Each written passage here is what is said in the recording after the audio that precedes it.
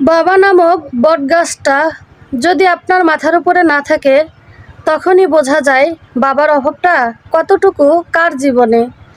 বাবা থাকতে কেউ মূল্য করে না, কিন্তু মরে গেলে আফসোস করে। আরে দাঁত থাকতে যদি দাঁতের মর্ম না করি, মরে গেলে আফসোস করে কি হবে?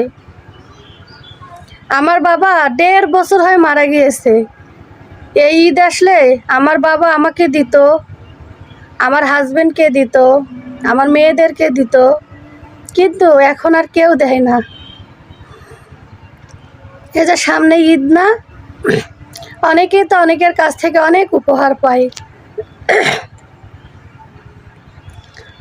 কিন্তু আমি স্বামী ছাড়া কারো কাছেই পাই না। আলহামদুলিল্লাহ জানাই, কিন্তু বাবাকে বড্ড মিস করি।